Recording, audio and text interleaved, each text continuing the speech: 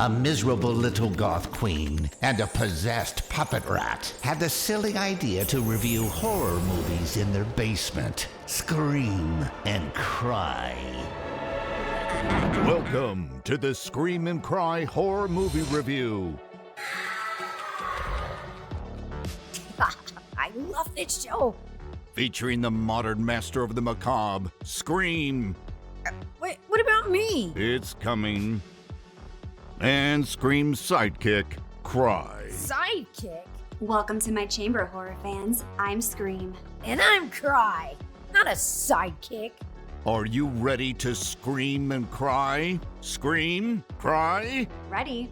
Ready?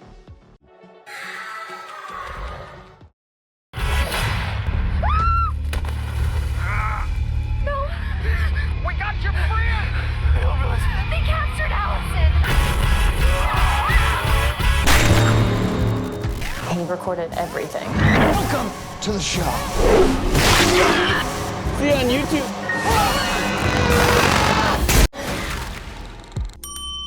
Hello?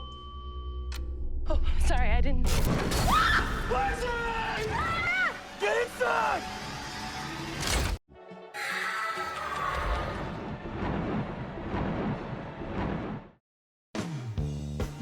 Welcome to $2 Late Fee Horror Fans with Zach and Corey.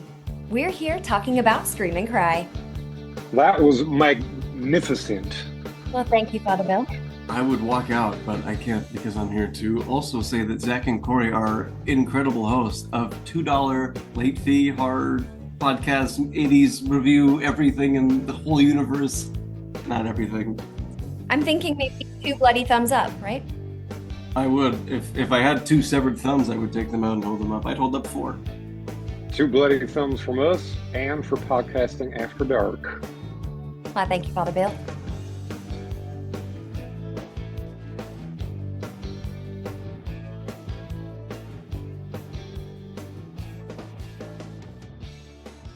All right, so this is exciting. Corey and I, podcasting after dark, $2 late fee, combining.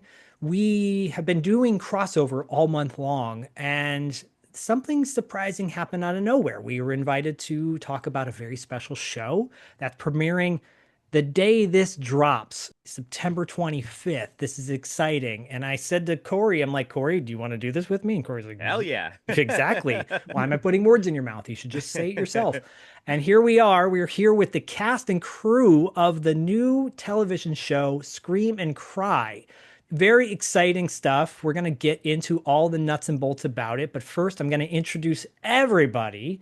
I'm going to start, though, with Heidi Holicker, because Heidi and I were the ones that were corresponding back and forth and talking about Valley Girl. She heard an episode I did earlier in the year with Grace and Maggie from Vidiots, of course, and Grace, my co-host on $2 Late Fee, talking about our favorite LA-based 80s movies, and Valley Girl was obviously on there. Heidi heard it. She's like, oh my God, like totally, this is great.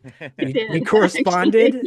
And Heidi, it's awesome to have you on our show. Thank you for being here. It's a thrill. Thank you so much. Okay, so the show's called Scream and Cry. Heidi has horror movie review.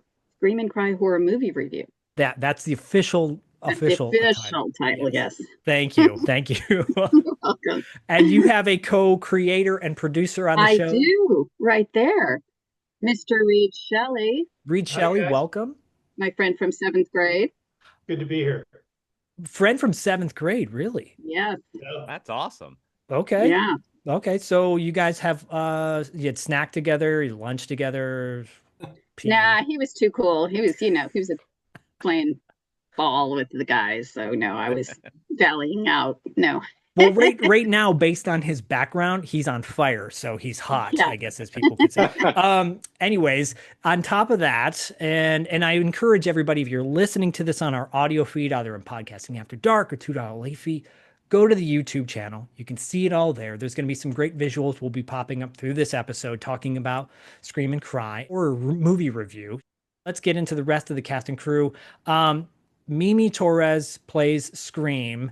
Hi. Mimi, welcome to the show. Thanks for having us. Very exciting. Yeah, really happy to have you on our show. Donte Paris, who plays Hot Delivery Guy. Donte, how's it going? That's me. The title's still something I'm getting used to. It's a pleasure to be here. Thanks for having me. Little bit of advice from someone who's a little up there in age.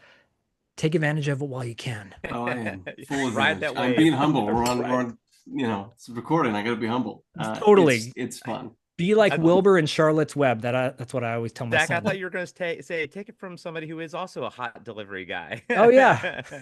I did think it was going in that direction. Thanks, Corey. I'll take it. And finally, Bill. You know what, Bill? Before you came on, I asked everybody, I'm like, how do you say your last name? Is it Prokopow?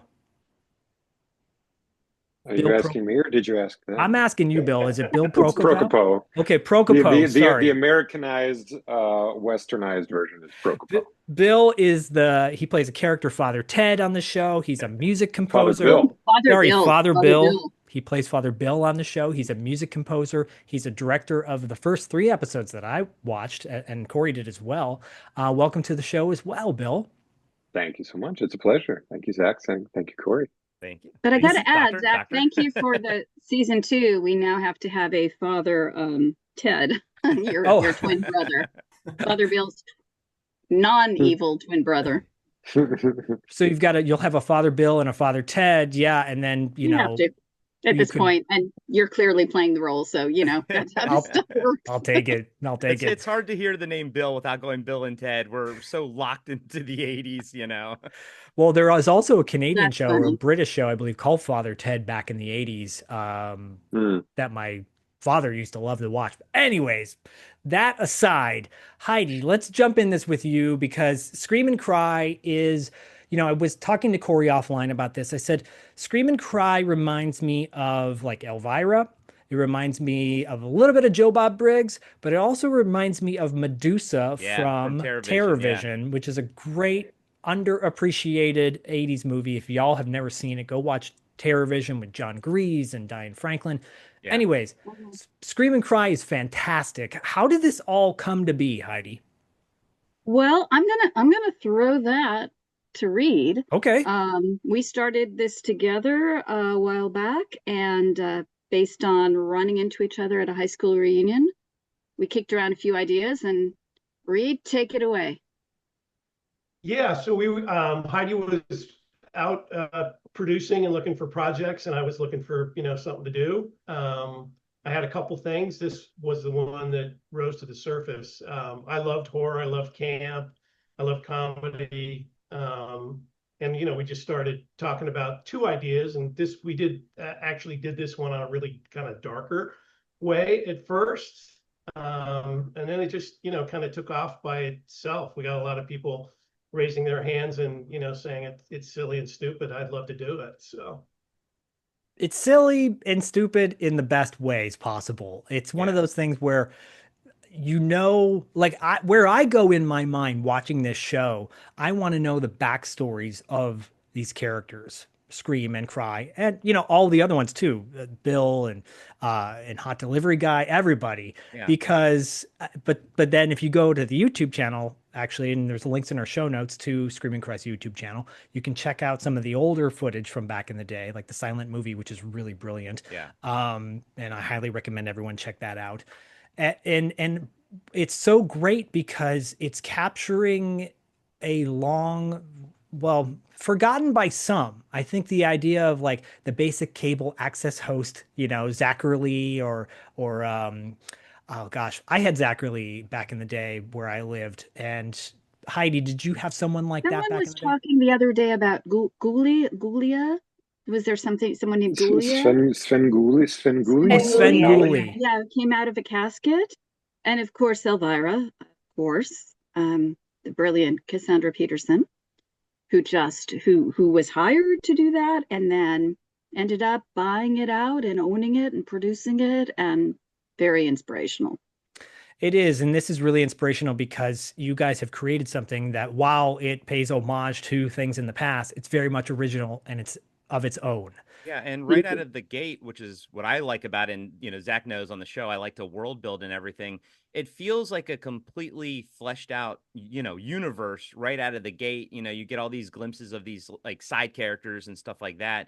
And I think they're all fun and they all feel like they have their own personalities and everything. And you almost want to know more. And I hope that, as time goes by, we actually get maybe some glimpses into maybe some of their backgrounds. I'm sure some of them, are just, they are what they are.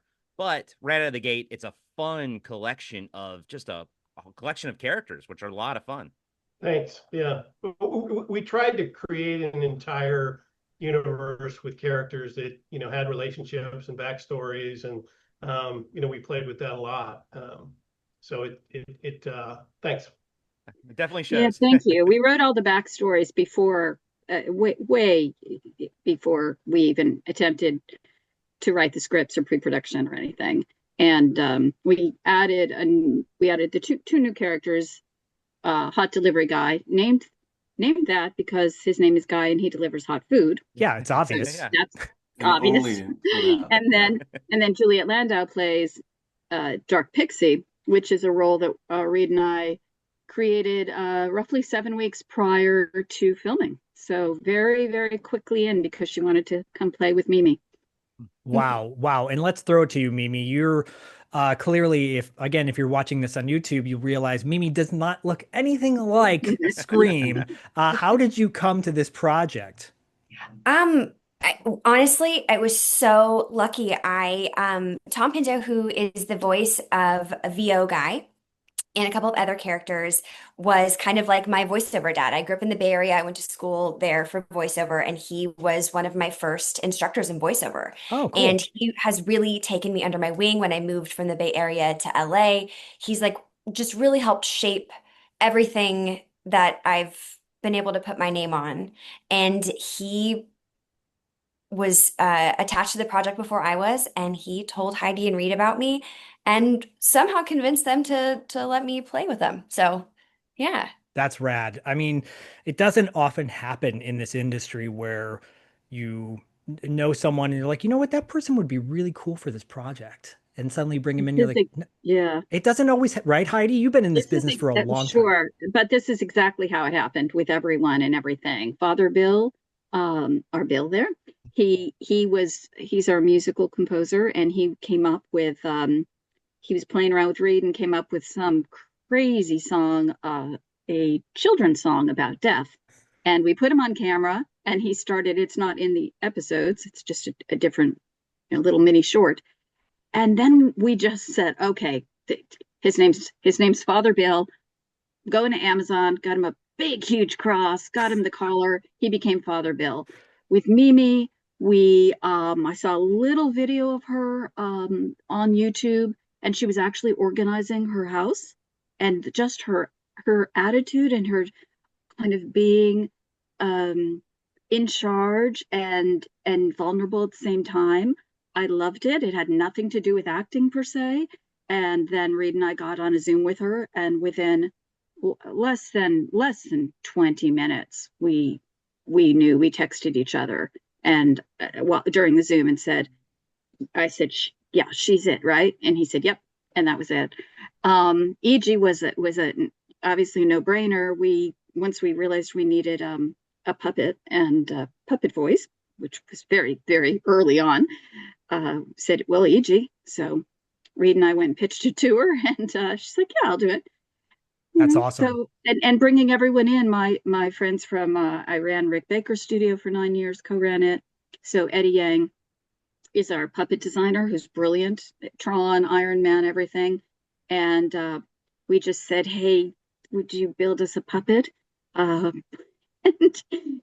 said, what's your budget? We said, none.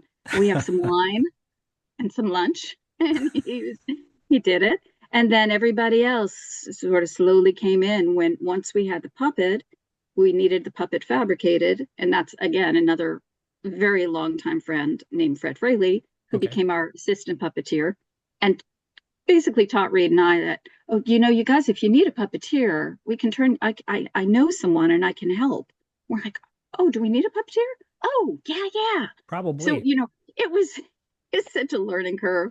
But we're here now, and Thursday we release 8 episodes on Amazon Prime, and Monsters and Nightmares and Magnolia Selects, and very exciting. And then we go to Monsterpalooza, Son of Monsterpalooza on October 11th. So everyone get your tickets and come see our panel, 12 o'clock on October 11th. And yeah, there I'm doing my little pitch. But no, I love it. I love it. It's literally been a pure labor of love with, blood, sweat, and fake blood and sweat and a lot of tears. Well, I think that's one thing, to cut you off really quickly, to say that you joked, well, it may be serious. You went on Amazon to get across, for Bill. And at times it clearly has, like I said earlier, that public access, local station vibe to it. But again, the writing is really great. It's really funny. And Bill, Mimi, I want to come back to playing with a puppet in a moment, because that's very top of my list of things to ask you about. But Bill, you composed the music for this show. The music is great. Not to blow your own horn or whatever, but Thank you. It's seriously. So you came to this project with that musical background. What was your inspiration for the music? Let me see. I mean, it was just to be scary and wacky and try to take all of the vibe from the show and put it into musical form. There's a lot of experimentation. At times I would send really, really strange, weird songs to read and be like, I don't know what to do with this. And sometimes we would film that and make that into a thing. And then I just kept that same attitude for the rest of the music. And just a lot of experimentation and just trying to figure out the right vibe. And did you have an acting background as well when you were approached with playing Father Bill? Yeah, I mean, I still don't know quite how I got the role. I mean, I think I came on as composer, and then I wrote a song where I was singing, and I was like, this is a song about death, and there's some weird thing, and then that's how it kind of came up. But yeah, I acted all through growing up. The minute we put you on camera, that was it. Yeah, I mean, I have a ton of performing experience as well as composing experience, so it seemed like just kind of a natural fit. Love that. But we also thought, I mean, E.G., is so musical and can sing. Bill can sing. We got these two wacky characters. Bill has Mimi these can great sing. songs. Donte can sing. Yeah, Mimi can sing. Reed can sing. Everybody sings. Donte can sing. We should hear Corey sing. Yeah. So we just kind of went, let's just do it and figure out how it fits. I mean, and we've had a lot of fun with it. That's awesome. And Donte, you when you have a part on a show that is there's no such thing as a small part, right? It's how you play it. Sure. And you come on and you, as hot delivery guy, because it's hot food and your name is Guy, like Heidi said, and I want to keep reiterating that because don't want to go any negative territory there. But you're so funny, like just with your facial expressions. Unfortunately or fortunately, we've all known that guy, that emo looking kid that, people go, oh my God, he's so hot. He's so cool. And then you play that part so well. There's like vibes to me of like 80s Corey Haim or Feldman in there of like, hey, just brooding back in like Lost Boys era. Interesting. Sure. Coming into this, did you have any sort of motivation for your character? Well, I can tell you I was brought on for my ability to recite very lengthy monologues. No, I don't think I had any direct inspiration. I'm a fan of the 80s, but I tend to be more a fan of the 80s horror scene. I mean, obviously this is very relevant, but for the character, no, he's very much a side of me. I mean, I am a pretty moody person, and I actually dress quite goth. I usually actually have eyeliner, and I do slight makeup related things and awesome. In that vein. But no, it was a really, he's a very simple character, but there's a lot of depth to him that I think is explored and we have yet to explore.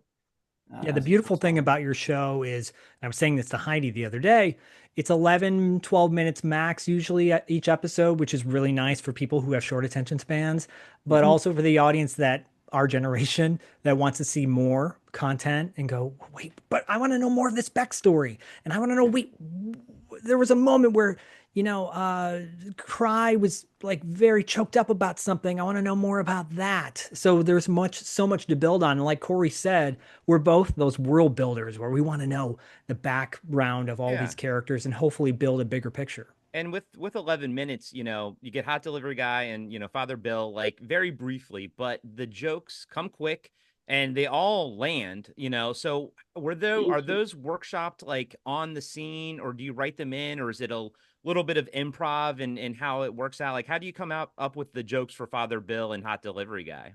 All of the above. Okay. Yeah, we're really open and flexible.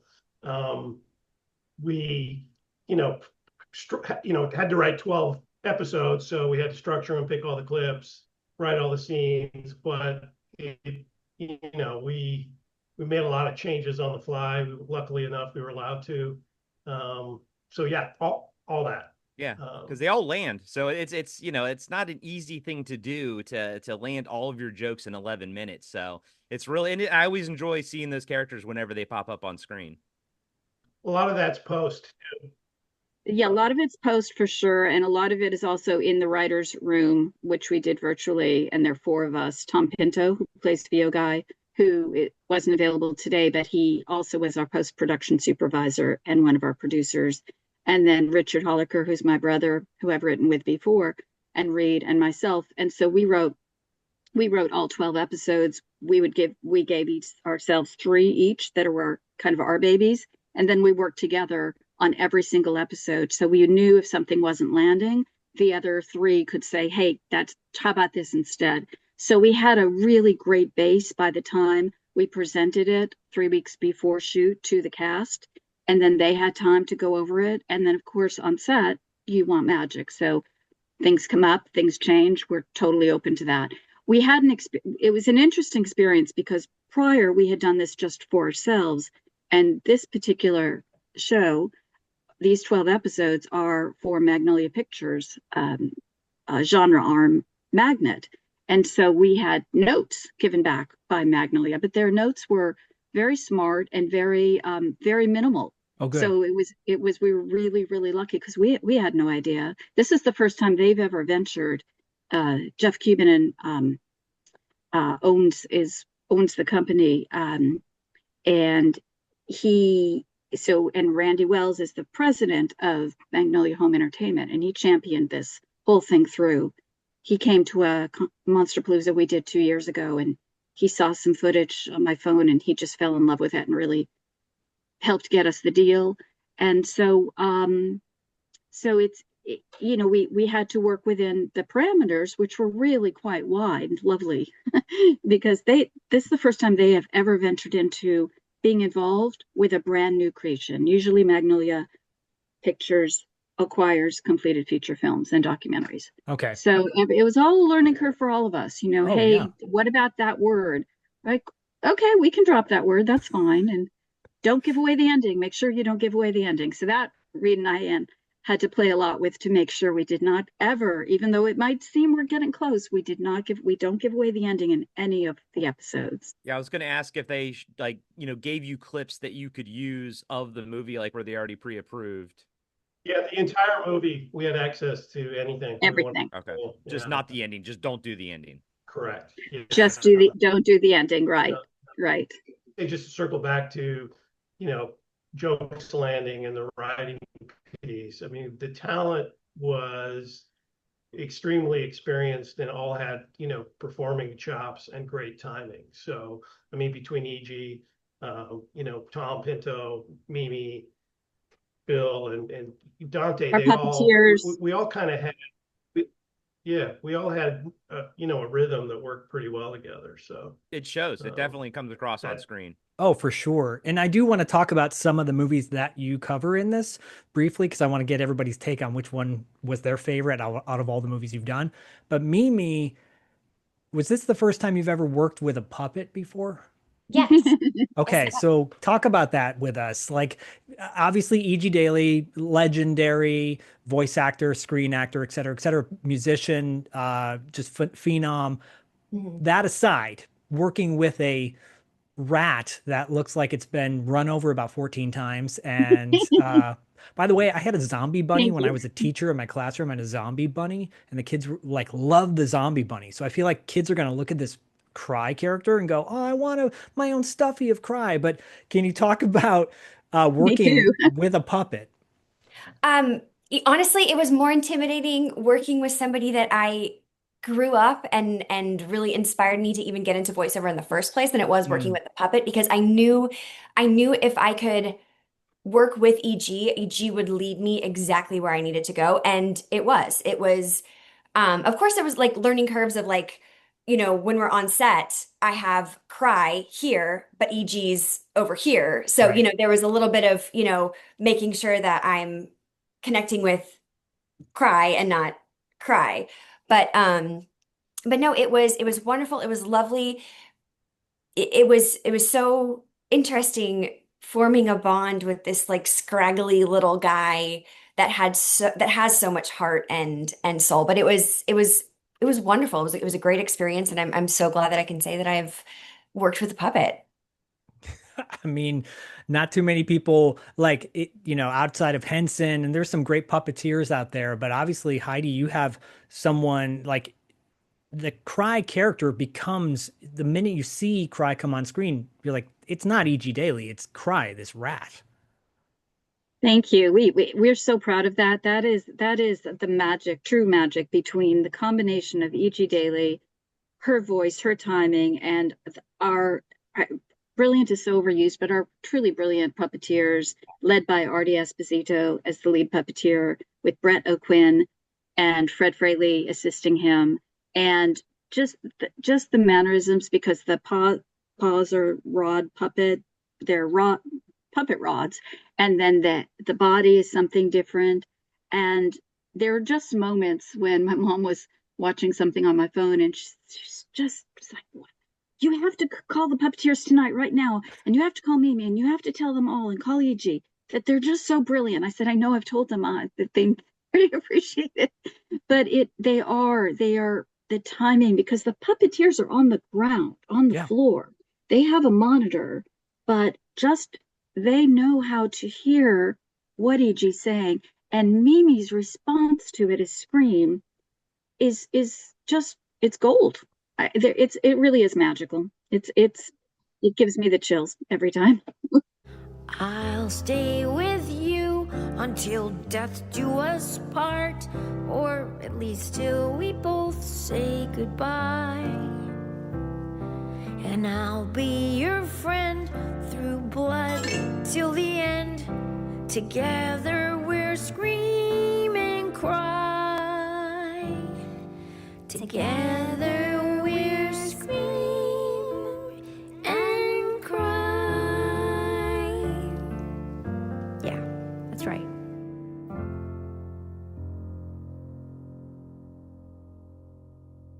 Obviously EG's bringing in a lot to it, but it's also Mimi's, reaction to Cry, which, reminds me of like the reason, Yoda works on Dagobah is because of Mark Hamill's reaction to the puppet. So I mean, it goes both ways. You need both sides of that for it to work, and it absolutely does. And as someone, who grew up in the 80s watching Dark Crystal and Labyrinth and obviously Star Wars is life, I love seeing puppets again. CGI is fine and all, but I love seeing puppets. So my hat's off to you guys for bringing puppets back, and making one of the main characters a puppet. Like, that's awesome.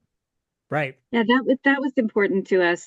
For me personally, I grew up, my mother wrote for Lamb Chop, for Sherry Lewis. So that's kind of my thing. And I love puppets, and behind me are movie toys and puppets and all kinds of things. That's so cool. I think it just was something in me.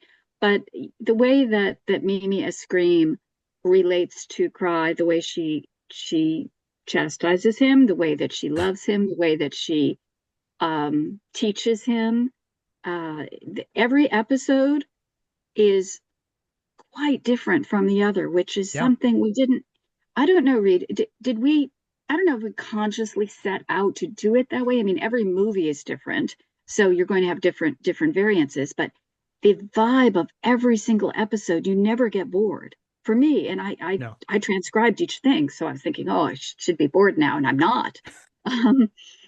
right? What do you think, Ray? Did you feel that? Yeah, I think it was a challenge not to do kind of a book report on the movies and Yeah. just have the characters commenting on them. So we really strongly looked for a storyline that was going on with the characters, somewhat related to the themes of the movies, but not necessarily right on the nose. And then it became silly and fun to write the beats and the jokes within that. But yeah, it was pretty structured from an approach of how to get that done. What was incredible for me, I just swinging back to Mimi, she had so much to do, so much to say, and we shot that in such a little amount of time. I all day long I would just be amazed at how everybody held up, but she was really having to carry a huge load. So thanks again. Yeah. There's something special when you're watching an independent film or a TV show that's working off a very tight budget. You see the love oftentimes with everybody involved, because that's where it truly is a love thing. Like you said, Heidi, they asked regarding the puppet, and you're like, well, what's your budget? I don't have one, but I can get you lunch and we can, have a good time. It takes that heart, and you feel the heart in this show. There's other puppet type characters as well, not necessarily puppets, but Mr. Creep, for example, is hilarious. Batty is really funny, and it reminds me a little bit of like a demented version of Mr. Rogers, where these creepy puppets come up, or like Space Ghost, for example, where they've got Brack, and that was always a really funny character. Like that's what Mr. Creep reminds me of, and I want to see more of Mr. Creep, by the way. I think he's great. But I think this show also does a great job of encouraging people to see movies that maybe might have passed, not the video shelf anymore, unfortunately, but scanning shows on Netflix or Amazon or whatever, looking for a good horror movie to watch, and might glaze past something, because it came out in 2014 or whatever. This is a great way to remind people that there's some really good horror films out right now that maybe they might have forgotten about. Like, yeah, I mean, yeah, go ahead, Corey. Splinter has been on like my watch list for a while. And I'm like, right when I first saw the trailer back in the day, I was like, oh, I want to check this out. But, life, mostly we have time to watch just the movies we got to cover on the show and everything. But watching the review on your all shows, Scream and Cry horror movie review, I was like, oh yeah, I need to go back and rewatch Splinter. That looks freaking awesome. And you guys showed me some stuff that like actually made me want to see it more than I think the trailer did originally. So in that regard, I think it does its job. That's beautiful. Thank you so much. That's our goal, and one of our goals, certainly. It is. So and can I talk about, is it okay to talk about some of the movies that you guys cover on the show? Okay, cool. Sure. Because I want to make sure that, obviously the first 3 episodes that we watched were Tucker and Dale versus Evil, Splinter, and Alone. Those are the first 3, and all very different from one another. And I think maybe Tucker and Dale, as far as I'm concerned, was the one I was most familiar with. And like Corey said, I want to see Splinter. I want to see all 3 of these now, because I've never seen Alone. Looks great too. And by the way, I love the bit Alone. That was whose idea was that one? Reed. I can't remember. Bill, which ones of those? Bill directed 3 of the 12 and redirected the others. Did you direct Alone? Maybe, but that was in the script. That was right. That was you directed Splinter, I think, right? Scripted. It was scripted. Yes, I think Thom actually came up with that idea because he liked that, and it just worked. It was Thom. And Bill, did you take these episodes that you directed? Like Heidi said, they're very different from one another, right? So, but you're working on a single shot most of the time, right? And so, does that make it challenging to make it feel different from another episode? I mean, I think it's just playing true to what the script is, and what's already been written there, and the vision of Heidi and Reed, and just making sure that I'm doing my best job to convey what the script is, because for me it's all there. That's basically it. Yeah, it's just like how do you let the script speak? Yeah, and it really does. It really does. Donte, you had mentioned that you're an 80s horror fan, right? Yeah. What are some 80s horror movies that you enjoy? Well, number one is forgive me, I'm a little congested. Number one is The Thing, John Carpenter, 1982. Same year actually that was it Blade Runner came Yep. out that year? Yep. Very good year for movies. Yeah, no, it was incredible. I love The Thing. I love the remake. Is it Howard Hughes, Howard Hawks, one of those Yep. Howards. That's by far my all-time favorite. Nice. That's a good choice, right, Corey? But I love Hell yeah. like going way back. I love 50s, 60s, atomic age horror movies. I like giant bugs. Oh, I'll just put it out there. I like them is number one of my on that favorite list, movies. Yeah, we broke that down. We reviewed that on Podcasting After Dark. I used to watch that with my grandpa. I love them so awesome. much. It holds up. I'm just going to single you two out and you guys can talk about 50 sci-fi. Let's get out of here. I love that. But Donte, as far as these movies for Scream and Cry horror movie review, which one stands out to you as one that you're like, oh, that was intense, or when you want to watch? Or the episode? I mean, to watch, I went into this not knowing Magnolia at all. I was like, I've never heard of Magnolia until I looked up their catalog. And I was like, oh, I know this, and this. And that's kind of an interesting thing, I think, to bring up, because this whole show could have very well just been a very lazily, cheaply made advertisement for these movies. And it's anything but that. I mean, it holds such its own candle. If that even is the right way to say it. It's in its own lane. And at the same time, it does such a good job of bringing light some of these movies. I think we did VHS Viral. Was that one we did? Yep. We did one of the VHS movies. I've only seen a few of them. I know there's like 8 or something now. I was inspired from that episode, and I watched the most recent one to date at that point, which I don't remember which one that was. But Beyond, VHS Beyond, maybe? Yes, it was Beyond with aliens and whatnot. Yeah. They're good movies. They're not just schlocky things that it's like, oh, we got to get people to watch them. No, they know which ones people will actually like if they learn more about it, which is a great purpose for the show. Yeah, again, I think that's a really cool thing that you guys are doing. You're choosing films that obviously are in the catalog of this company, but they're good movies, right? Yeah.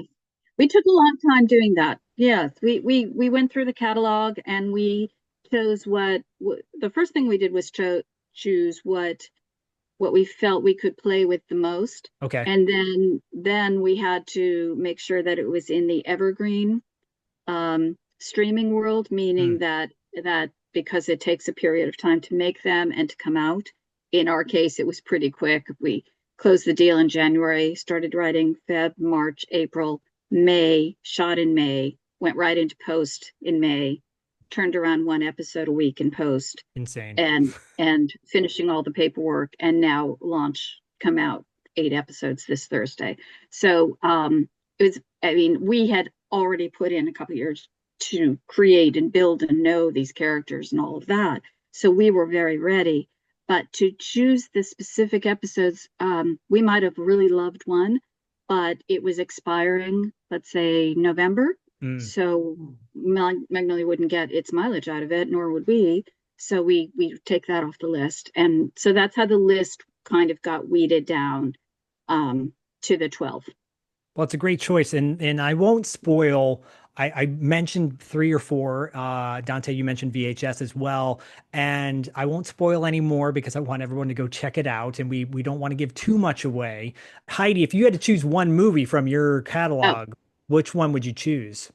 For me, it's Kiss of the Damned, written and directed by Zan Cassavetes. So one of the Cassavetes, the Cassavetes sister.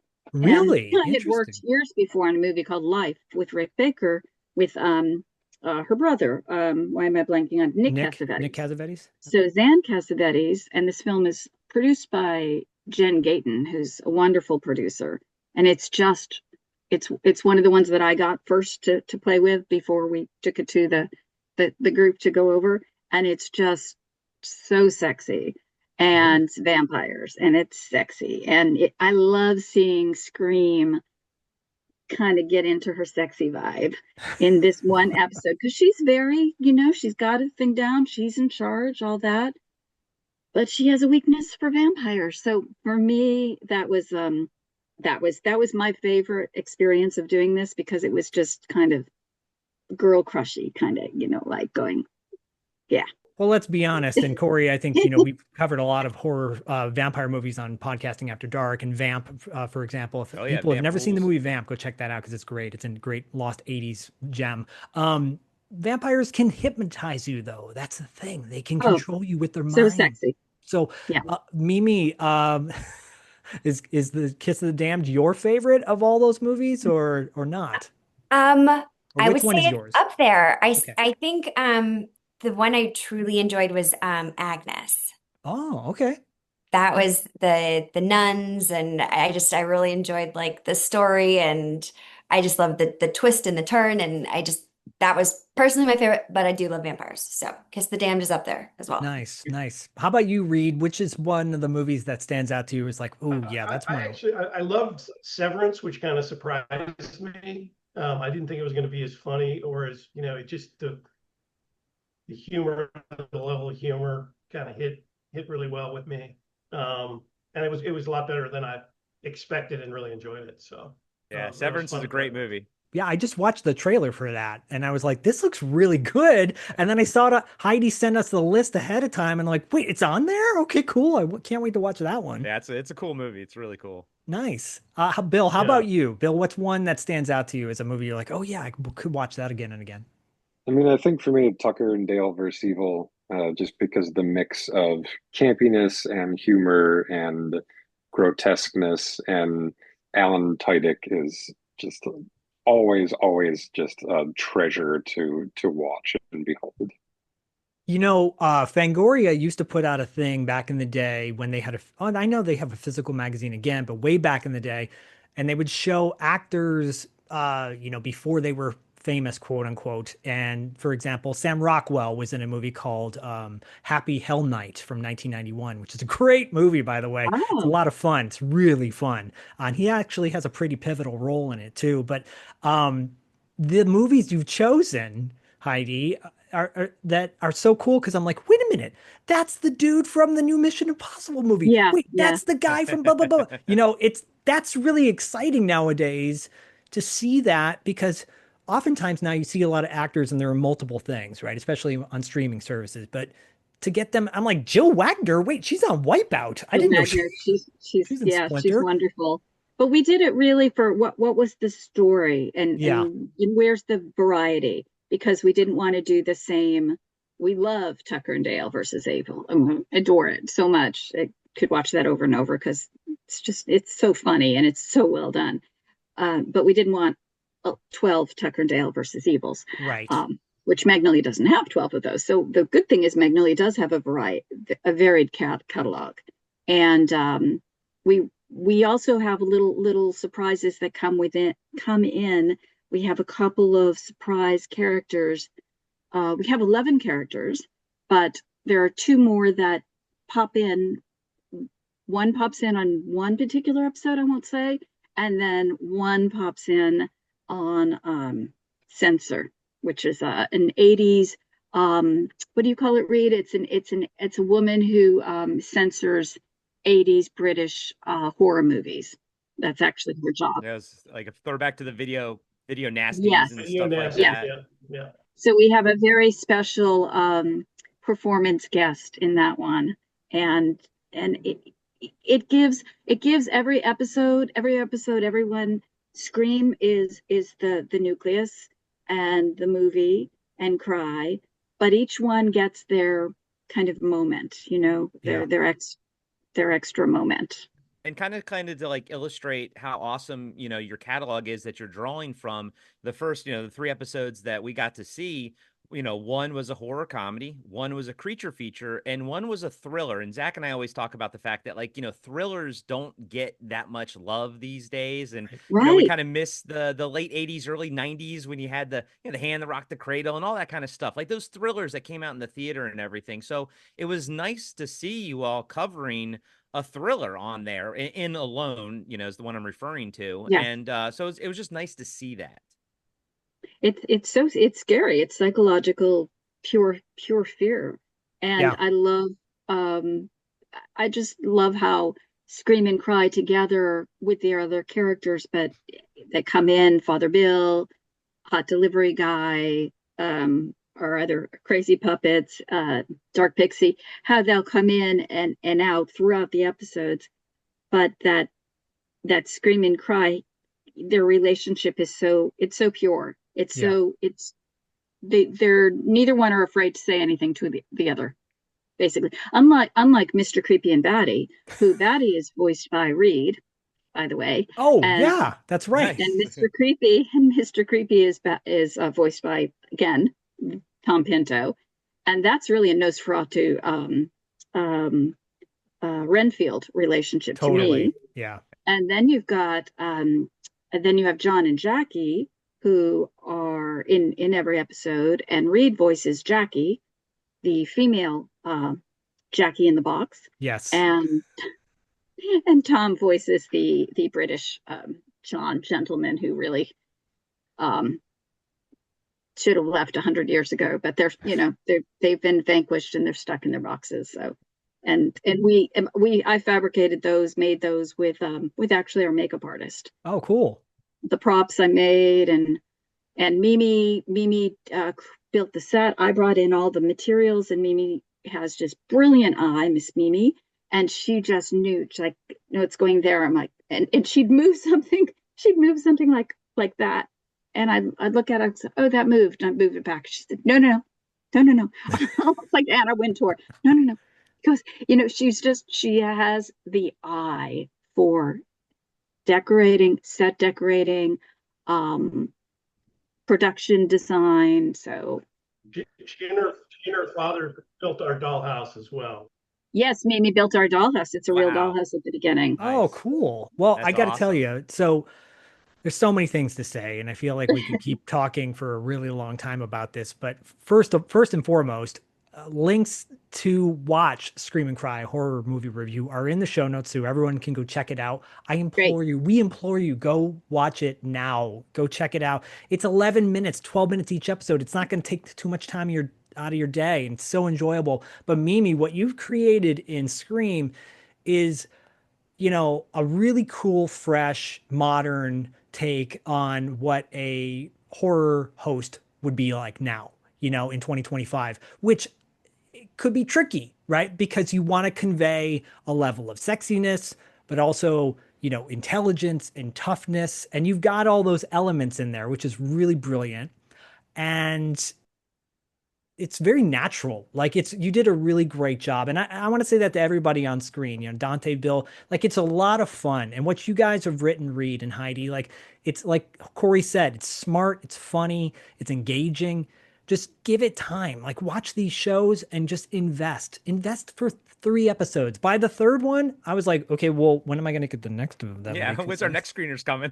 Hey, Heidi, can you send me the rest of these? Because I can watch it. Like, they're really good. And again, it helps when you've got a movie that is compelling and no one's ever seen it before. Well, not no one, but, the audience is smaller for some of these films. Mm-hmm. And that's fresh, so you feel like, well, what's this original movie? So hats off to all of you for doing a great job. Thank you so much. Thanks. I didn't wait to see for thank yous. I just didn't want to talk over any of you. So before we wrap up, let's see, Heidi, what do you want to leave? Like, what are some parting words you want to leave with everybody in regards to Scream and Cry? Well, we want to continue with Scream and Cry. We want to do a season 2. We want to do a movie, Scream and Cry movie. I came up with an idea that I need to talk to Reed about, so I don't want to put it out there yet, but something that we kind of already have done. We just need to do a couple little tweaks. And so it's just the Scream and Cry world, and to continue on creating more and more characters and expanding their world. And I definitely want to, I'm about movie toys myself. Having worked for Rick Baker and had an office filled with every friggin' movie that we did, and always the one no one wanted them, I got all the toys, the Grinch toys. When my mother worked on Sonny and Cher show back in the day, Sonny and Cher didn't want their toys, so I got their toys too. So I've always been into like toys and merch. So I'm excited about going to sleep with cry bedding. I can totally see Scream and Cry merch, at Spencer's and Big stuff like time. that. I mean, it's perfect. Yeah, and the action figures. Imagine the action figure of VO guy. It's just a box with a microphone. It sells itself. Right. So, again, continuing to expand our universe and take on other projects together. That's awesome. I coincidentally, this is the weekend of Los Angeles Comic-Con, and Corey and I are actually doing a panel on 80s horror toys. So horror toys from the 80s, which is kind of perfect. I love those Remco figures of the Universal monsters back in the day. Those were amazing. But Reed, how about you? What are some parting words you'd like to leave with the audience? Yeah, just, you tune in, check it out. We had a lot of fun doing it, and I think the audience is going to find, fun stuff to do. For me, it's just a great playground, and the people we got to, just, if we had an idea, people would just say, sure, let's go, do it. Mimi and her dad would build a dollhouse, and Bill would give us a music sting, and, we would, it's a great, fun playground creatively for us. So hoping that translates to the audience. That's awesome. Awesome. How about you, Bill? Final words, final thoughts. Final words. Enjoy. That's all I can say. Yeah, it's labor of love and very fun. So enjoy. Yeah, I echo that. You definitely go out there and watch it. Donte, I know Hot Delivery Guy doesn't have a lot of words of wisdom, but they are powerful. When he does say something, it's deep. So could you give us something deep? Something deep. Well, I can tell you, I came into this knowing nobody, and I was one of the newer people in the world, and I learned very quickly how fun the process is and how much fun the people around me had contributing to that process. And so I think it shows, and I think, as you have mentioned, Zach and Corey, when you watch it, it's like, when can I see the next one? Because I think that fun is rather infectious, and I'm excited for everybody to see it. I'm excited to see it. I haven't even seen these screeners yet, so I'm looking forward to. You guys have the special treatment. I'm really looking forward to seeing it alongside everybody when it releases. Nice. I have a Hot Delivery Guy line for you, Donte, to close the show. Thank you, Reed. It's just out. Out. Yeah. Hold on to that line, Reed, because not to put her on the top of the pedestal, but Mimi, you are Scream, you are the lead, you are the star of the show. What are your final thoughts to say about this amazing new series? Yeah, it would mean the world if everybody checked it out, and just know that everybody that was a part of this project put so much into it, so much heart, so much time. And it's really amazing to see what can get done when you're working with a group of people that care so much. And please check it out. Thank you. Awesome. I want to say thank you, Corey. I know Corey and I, we do this show. We have fun on the show. We get to talk about great things from way back when, but it's really amazing when we get to talk about something fresh and now. And it's very special to have all of you on here. And thank you for your time and your energy. Thank you all so much. And your patience to deal with this panel. It's like a panel at Monsterpalooza, which in fact, in a couple weeks, there's a link to Monsterpalooza as well in our show notes. Go to Monsterpalooza. If you're not in Los Angeles, tickets are pretty reasonable to fly out here right now. So go make it happen and see all these guys in person. They're all going to be there. There's going to be some other special guests. I won't say who, but just go check it out. It'll be a lot of fun. E.G. Daily will be on the panel, and Juliet Landau will be on the panel. Our unit photographer, Deborah Weeks, will be moderating. So, and Rick Baker did a lovely celebrity promo for us. So that's pretty big deal. It is a pretty big deal. We're negotiating with Cry. We think Cry. That's true. That's very true. Right now, I have him in his little bed, and I put a new blankie on him, and I got some cheese. So I'm working it. Did you give him a pizza? I think he likes pizza, by the way. He loves pizza. That's going to be dinner. Okay. Right now, he just wants some cheese snacks. So yeah, I think it's gonna happen. I'm pretty sure. Sounds good. As long as I stay out of the bedroom and let him have it, and and he has his little eye shades on, we're good. He misses Scream. He hates being away from Scream. It's understandable. All right, everybody. Go watch Scream and Cry, a horror movie review, and the links are in the show notes.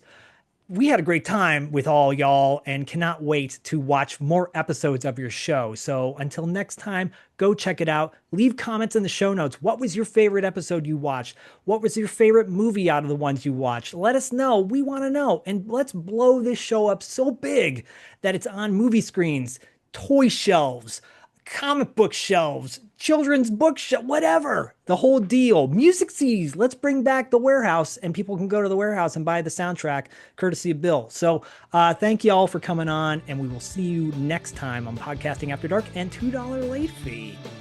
Thank you so much from all of us. We really appreciate it. Thank you. Bye. Thanks, guys. Thank you, guys.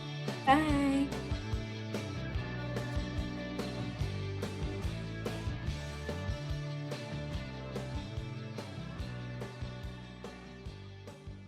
Oh, listen, I just wanted to say goodbye and remind you that the good guys always win, even in the 80s.